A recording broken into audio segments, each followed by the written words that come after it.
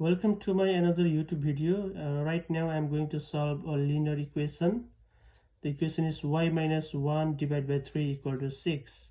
So in this case you can write to y minus 1 equal to 18,